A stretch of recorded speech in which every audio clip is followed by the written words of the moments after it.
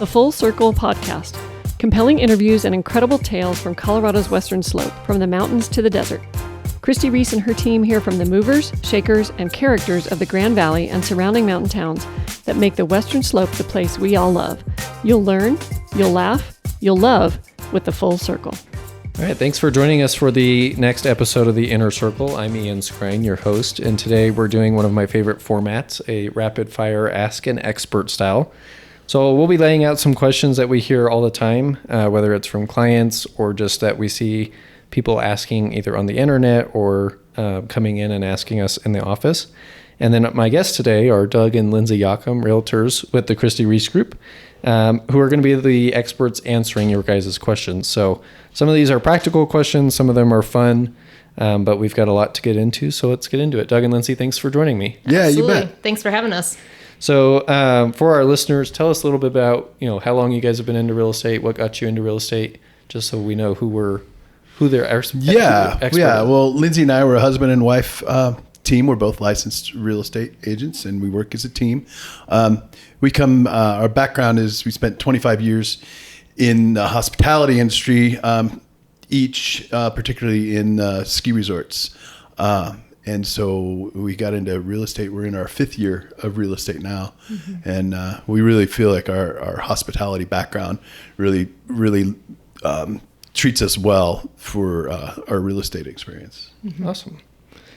All right. So the first segment that we are going to jump into is we're going to start practical. So something that sellers can actually control before they jump into the market. So I feel like a lot of the time we either get this question a lot or sellers have this question in mind is, can I sell my house as is without doing any repairs, without doing anything to, make it market ready, just how it stands today, it's going to list. What is your answer to that?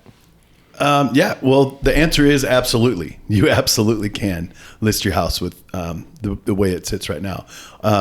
The caveat to that is you will likely not realize as much profit as you would if you spent a little time cleaning and sprucing up the house a little bit, decluttering, things like that. Absolutely. And you definitely want to talk to a real estate agent because they know what sells and what doesn't sell, and let's remove this clutter and let's get rid of this. Let's stage it properly so we can get top dollar for your house. Mm-hmm. Yeah. Your real estate agents, they know what the buyers are looking at. So, so it's best to consult with your agent, and they'll show you what to do. And they can help, explain to you kind of what to maybe expect when an offer does come. You may be anticipating a certain amount of money, but because the house is being sold as is, buyers may not know what all they're going to get into. So there may be a higher chance they offer lower just to try to avoid some maybe costly mistakes that may come up, or some costly inspection items that may come up later, or stuff like that. So, helping them understand that a lower offer may be what they have to take if that's what they've got, right? For sure. If they're just listing it just straight out the gate. Right. Yeah, absolutely. Our next one is, how important are professional photos and video? I think we've all looked at the MLS quite a bit, and there is an array of photo and video options out there, both from cell phone photos to professional photos. So when you guys are talking with your sellers, how are you conveying the importance of professional photos and video? Absolutely. Well, we bring professional photography photos, and then we also bring cell phone photos to our listing appointments and everything like that. And you can see clear as day how different those photos are. If you have fuzzy photos, dark photos, you're not really putting your best foot forward to sell the house. So we always recommend having professional photos done so they are brighter. You look at the detail in the photos. That's your first impression that you're making to a potential buyer. Right. And so that is your first step forward. You want to make sure you have the best photos out there because you want to get people into your house, because that's what you want to do, is sell it. Right. And how important is video becoming in the market of real estate to a listing agent? How's that being utilized? Yeah, more and more important to listings. You're not only doing some short format video on social and things like that, but you can do some longer format, say on YouTube and things like that, where you can really tell the story about the home and the property, especially highlighting unique features and things like that. And I think the average buyer really likes to experience the home that way through video, and it's just the way that the world is changing. Right. Meeting buyers where they're at versus waiting for them to come to the house, tour it, see it for themselves, and then go back and look at photos for additional, what does that room look like, or what the video really meets them where they are and allows them to consume that property in a way that is really trendy and popular right now. Absolutely. For sure. When you guys are, and this kind of goes along with professional photos and video, but when you're speaking with your sellers about marketing, we hear a lot that how somebody markets their property is really crucial to the success of the sale. So how are you guys describing both your approach and then also the Christi Reece Group's approach to marketing properties, and what sets your guys' approach apart from maybe other agents who are competing for that same listing? Yeah, well, I think the main thing with the Christi Reece Group is that we have a marketing team that work full time marketing our listings, and I think that's really an important piece, and that's what sets us apart from other brokerages is that we have a dedicated team focused on marketing, where other agencies, that it's up to the agent to do the marketing and things like that. It's not always as professional as it could be. So, we alluded to earlier, like, pictures, video, all that is the very first impression to a buyer. And it's super important to have professional video, professional marketing, not only, print media, everything that our team does is really important. Absolutely. And it takes a lot of time to do those things. And so having a team behind you so you can focus on the client and getting them moved forward and everything like that, but having the marketing team working on your behalf and getting the videos and the photos edited and everything like that, it's huge. And so that's what we pride ourselves on. And for the Christi Reece Group is having the whole marketing team. A lot of people want to improve their home before going on the market, whether it's minor improvements, landscaping, paint, wood, flooring, carpet, all that kind of things. At what point would a seller maybe over improve their home to the point where it actually may hurt the sale, and it really sets them apart from the other comps that their house might compare to? Yeah, I think a seller can absolutely over improve a home and not realize the return when they sell. So it's really important to consult your professional real estate agent. Ask what's important to a buyer, and working on the things that can be changed for not a lot of money can really be impactful to the sale. Absolutely. We've had people call into the Christi Reece Group and say, I just want someone to come to my house and tell me if I'm over improving or if this is actually going to be a good return on my investment. And that's what we do. We go over, we look at what they have and what they want to do, and we give them honest advice. Right. Really helping them understand that, like you said, that return on investment, while the marble counters might look nice, somebody may not be interested in paying what you're going to have to ask for in order to make that return for those marble counters. Absolutely. This one is kind of a personal question for you guys. If you had $50,000 to improve your home, where would you spend it? It just fell from the sky and landed in your pocket. Yeah, well, that's funny. That's a funny question in our world right now. Yeah. I would say, some of the big ticket items that that you can realize the return on investment when you do go to sell your home. I think it's important to always be thinking about that when you're making improvements to a home. Is it's likely not going to be your forever home. Most people are going to move, And so you want to think about that down the line. What's going to be important to that buyer? And, when you think about things like a new roof, your HVAC system,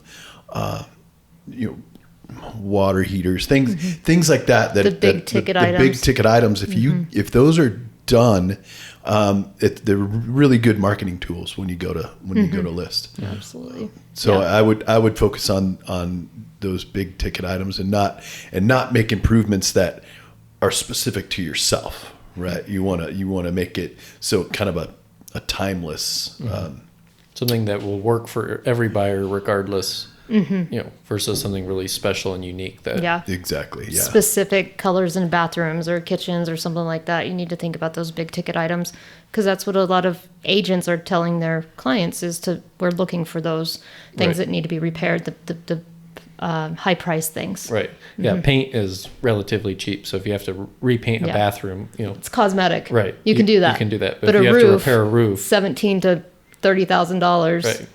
Right. That's your budget right there. Right. Yeah. All right. So now we're going to head and zoom out a little bit to look at kind of the more local landscape and really kind of dive into what's driving it right now. So we talk a lot here in the office about buyer's market versus seller's market. And we have a lot of inventory out there right now. So is it right now a buyer's market or a seller's market? And what makes a buyer's market versus a seller's market? Yeah, I think it would be more described as a balanced market. I don't think buyers have an advantage, and I don't think sellers have an advantage right now. It's kind of on an equal playing field.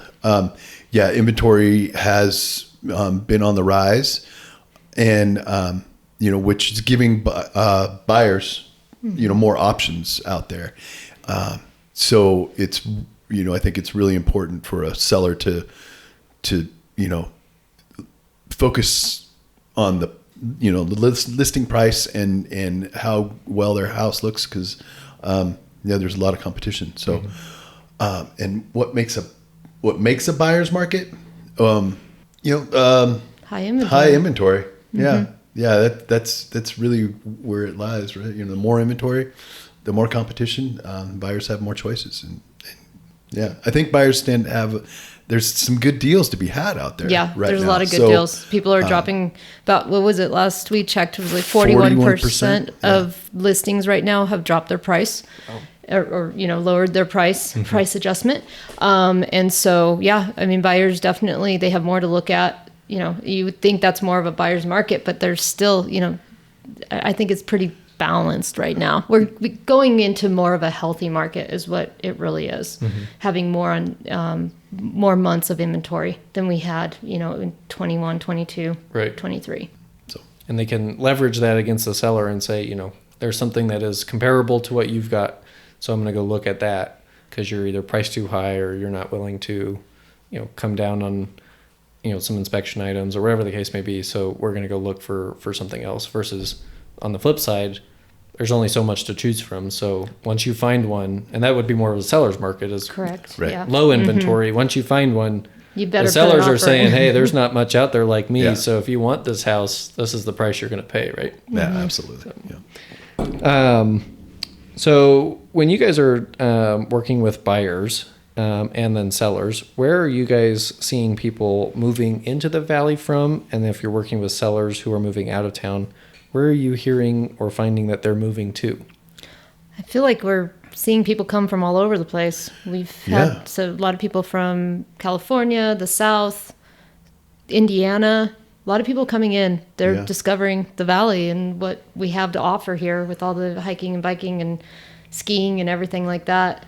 A lot of our sellers are moving out of state or just shifting properties. I don't think there's really any specific, like, everybody's leaving or anything like that. Mass exodus. Yeah, exactly. Right. Yeah, exactly. And they're not migrating to the same places. They're moving for different reasons. Right.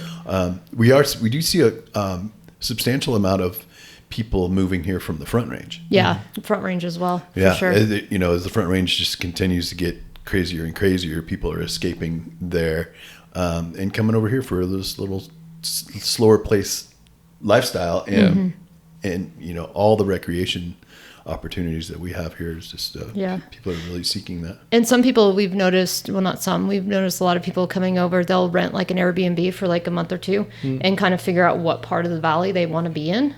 They've heard about Grand Junction, but they know nothing about it. Right. So they just come, hang out, test the waters, see the climate, that type of thing. And then, reach out to a real estate agent and just be like, let me go see some houses and see where I want to be. So I had never thought about, I haven't had to move really to locate anywhere other than for school, but, just really trying to test out where you want to move, just going and immersing yourself out there for, a period of time and really getting a feel for the community. And I think the biggest thing you hear people say when they come out here is like, traffic and then pace of life. Like it just doesn't feel as rushed. It doesn't feel like everybody's in a hurry.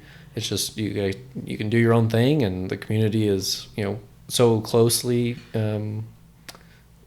aligned that you can walk downtown and you can be in Fruta in 15 minutes, or you can be over in Palisade in similar time. And so you don't get that in Denver. And the best part, you can be at 10,000 feet in like 40 minutes. Exactly. So and be up in the snow in 40 minutes. Totally. So now let's kind of move to buyers, first-time home buyers, investors, anybody looking to buy a home. So when you guys are working with an investor who is looking for an investment property, what makes a good first investment property? What are some of the things that you guys advise a client to look for, or that stands out to you when you're working with someone who wants to buy? Yeah, I think, if you're a first-time investor trying to, build an investment portfolio, I think my recommendation would be to focus on a townhouse or condo, something like that, mainly because of the maintenance. Your landscaping is maintained. The exterior of the units are typically maintained by the HOA. And that just takes a lot of pressure off the new investor as they, learn to navigate the rental market and things like that. That's just one less thing you have to worry about. There's some HOA costs associated with that, but I think it goes a long way to take that maintenance piece off of that first time investor. Mm-hmm. And then understand what do you want to do with it? Do you want to rent it? Do you want to flip it? Just if you only have to take care of the interior at first and flip it and then kind of start building your profile or portfolio, that would be the way we would definitely recommend someone. And easier too, so to say, for a tenant, not as much landscape or yard work to have to do, upkeep with the, outside maintenance and all that kind of stuff. Townhome, a lot of that time HOA covers it. So it's really just the inside of the home that somebody has to take care of. Yeah. Absolutely. Yeah. Because, when you don't think about is that you have this nice, beautiful, lush yard. Is your tenant going to take care of it? Or are you going to have to hire, a landscaping company to come and do the regular maintenance, stuff like that? Because more than likely, your tenant's not going to maintain that landscaping the way you would, personally. So. Right.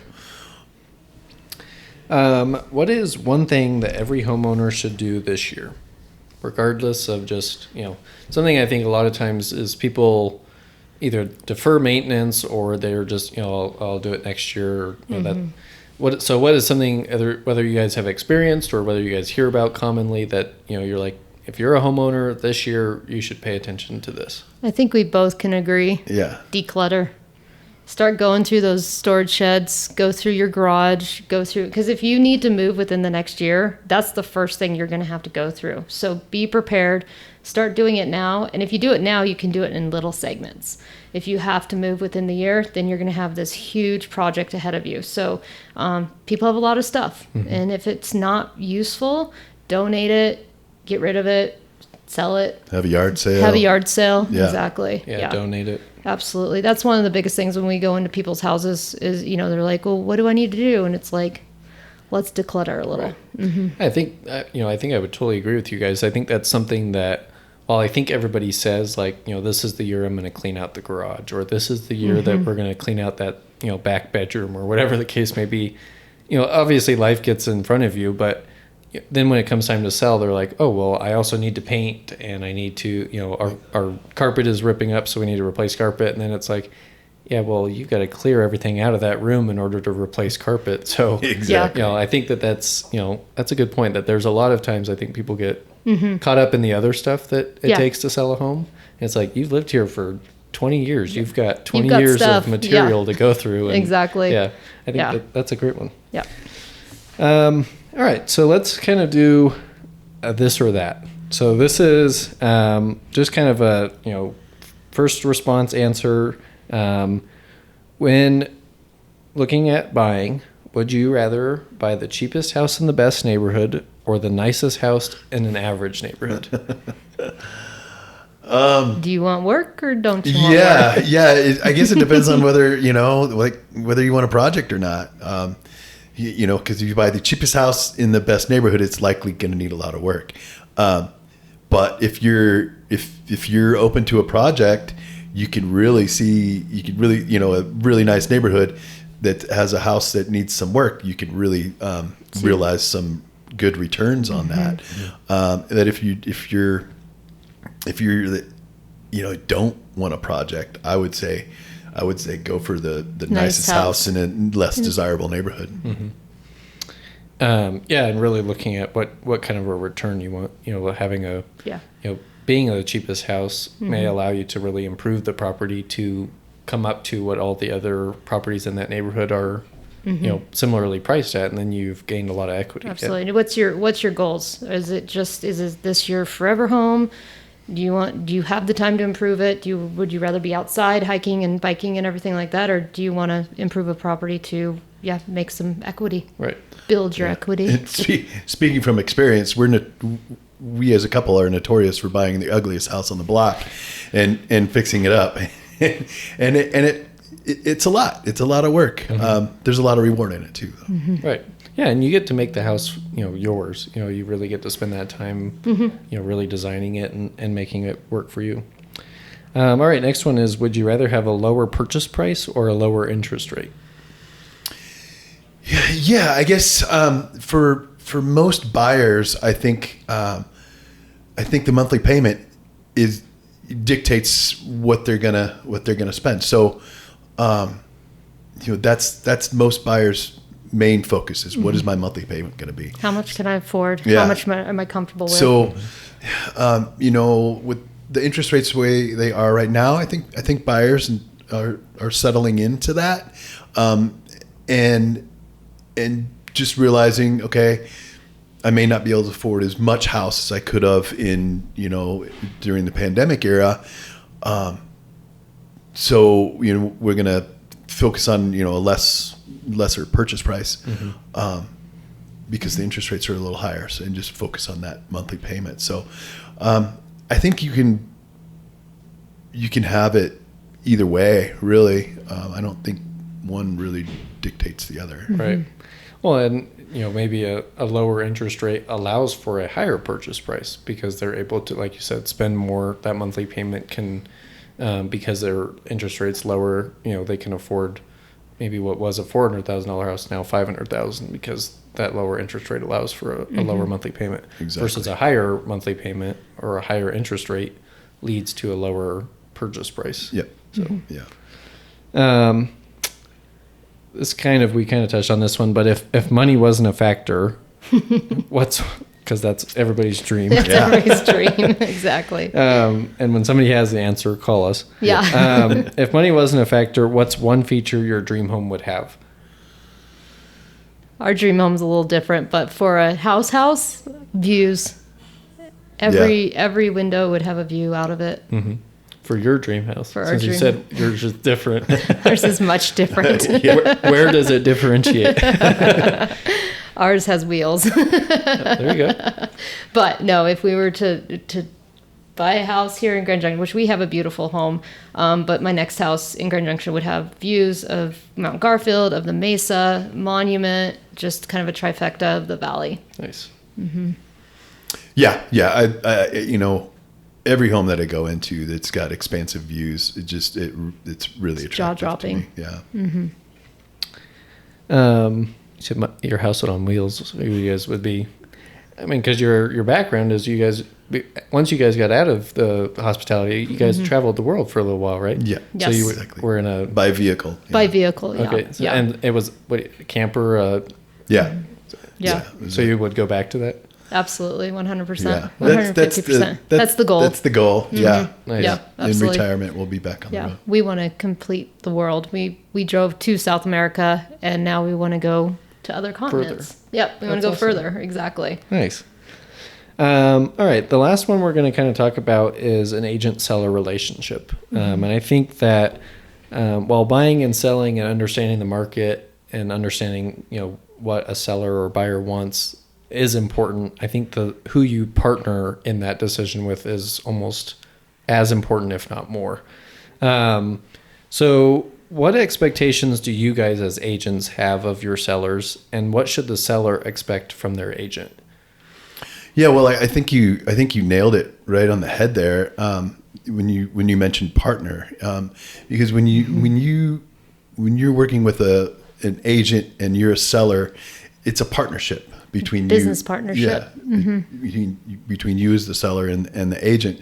I think the seller, the expectations of the seller is to maintain the property in a show ready state. We know you have to live there, and there's things, but being prepared for showings and at all times really is really important, because you don't want to put up roadblocks in front of people where you're not ready to show or something like that.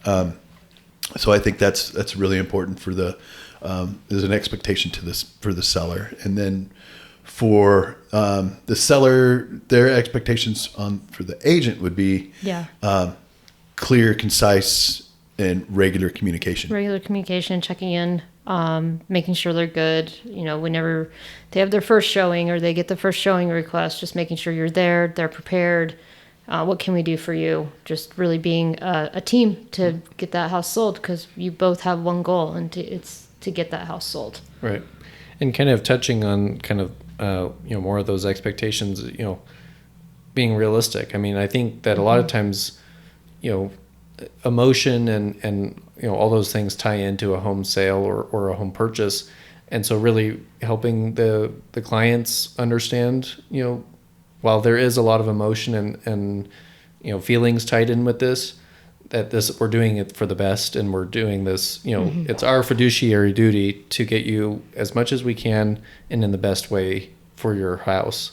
And same for the sellers too, knowing that, agents aren't gouging them or taking advantage of them or that kind of stuff, right? Absolutely. Communication is the biggest, just because if you're not communicating with them, they're wondering what's going on. So just being in front of them and making sure they're comfortable every step of the way. I think that's one of buyers and sellers' biggest complaint about their agent is the lack of communication. And so this kind of ties into that. So what questions should a seller ask of an agent when they're interviewing agents and they're looking at who they want to partner with? What questions would you guys recommend a seller? We can list off a few. There's a lot of questions. Definitely. We've put together a packet for our listing appointments, and we definitely give our clients 21 questions to ask the potential agent. So we kind of turn that around and be like, ask these questions to us, and a lot of them, some of them are you a full-time licensed realtor? There's a lot of agents in the Valley that are part-time, might sell 1 or 2 properties a year. We and all of the agents here at Christi Reece Group are full-time agents. We work every single day, and we don't, we obviously try to take time for ourselves at points, but we're full-time agents here. Right. So that's one of the biggest questions. But just some other random ones are, I don't know, what's your average sales price, high or low? There's just different ones. Do you have a written marketing strategy? Do you have a transaction coordinator? Some questions like that. Yeah. What is a transaction coordinator for folks who don't always go into the backside of a real estate transaction? What is a transaction coordinator do? Transaction coordinator is I don't know, like probably Basically, one of the best things that we can have as real estate agents. Your transaction coordinator works in the background and essentially is our compliance department. They're tasked with making sure we're not missing any dates and deadlines, and make sure we have all the disclosures, all the signatures that were required in a real estate transaction. And really, like I said, like making sure you're in compliance with the laws of a real estate transaction. So, the transaction coordinator is a key role, and I think it's really important for an agent to have a transaction coordinator that gives that agent more time to focus on the client, and not have to be worried about all of the details of deadlines and that type of thing. Yeah. Ultimately, it's our responsibility, but to have that backup and to know that you have that support and you're not going to miss a deadline because of them is huge. Right. Then you're not stressed out all the time, making sure you're hitting everything. You have this person, and our transaction coordinator is amazing. Right. So you don't want anything to hinder the sale of the home. You don't want to push deadlines. You don't want to push anything like that. So yeah. You guys both spoke about feedback and communication with your sellers. What should the frequency of feedback to the seller be? Obviously, each time that there's a showing, there's showing feedback that is asked to be left and stuff like that. But outside of showings as well, how often are you guys communicating with sellers in order to kind of help them understand where they're at or kind of what's going on, so that they know where they are in the market? Yeah, I think at a minimum, I think a weekly check-in with a seller is probably the minimum that an agent should have with their client. And as far as showing feedback, we like to get that presented to the sellers as soon as possible, because it's really important to know what buyers are thinking. So we, as an agency, we send a feedback form to every agent that shows one of our properties, and they're meant to fill that out and send it back to us. It just has some specific questions about what the buyer liked or disliked about the property, and what their favorite part about it was, and things like that. Stuff that we can pass on to the seller that maybe like, oh, hey, this is a kind of a reoccurring theme. Maybe we should address this. And I also think that just if there hasn't been a showing in a little bit, you're just always communicating, always, sending stats or sending updates on the market, and just keeping them engaged so they know that you are still working on their behalf, even if it might slow down a little bit. Right. Yeah.